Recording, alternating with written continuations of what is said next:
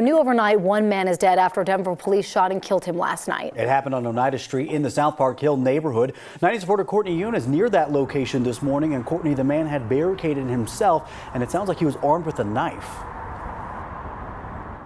Yeah, that's right, Jordan. It may be quiet here now, but last night around 8:30, police were called to the 2000 block of North Oneida Street, just a couple blocks north of Colfax. Denver Police Chief Ron Thomas says a suspect was armed with a knife and prevented two other people in a home from leaving. Investigators say those involved were all family members. Crisis negotiators were called, but while waiting for them to arrive, the suspect started assaulting someone inside the house.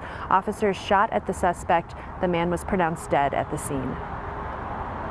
The officers quickly responded by engaging that suspect, firing their weapons. That suspect did go down. There were some initial attempts, as I understand it, to provide care to this individual, but he was quickly identified as having been deceased.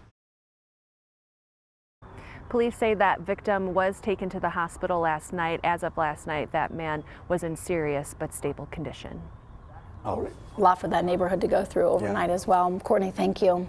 Continued coverage now on safety in Denver schools. This morning, we're getting a first look at the proposed changes by the school board. Yeah, this comes more than 40 days since a shooting at East High School. 9 reporter Brianna Fernandez joins us live outside of DPS headquarters this morning. And Brianna, they are focusing on security changes there.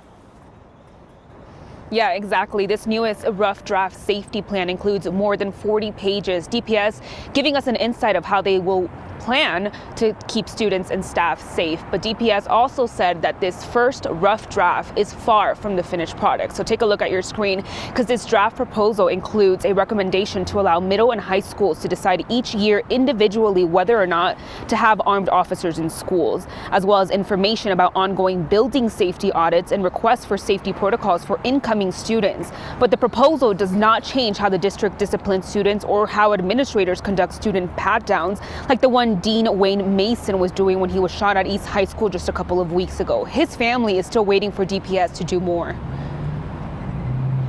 For 2 months, DPS has been quiet, silent, and it's been deafening. Only one board member has spoken out to me with me and has reached out. According to DPS, a second draft will be released, but they need community feedback first. That second draft will be released May 26th, and a final safety plan will be released by the end of June. Corey? And we're already seeing that feedback pouring in this morning, Brianna. Thank you.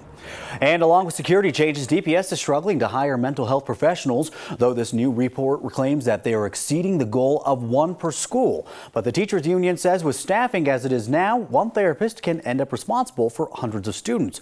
Right now, the district has 23 open mental health positions. DPS says everyone who is qualified already has a job by this time of year, so it's hard to find new people. The district is offering a $2,000 signing bonus.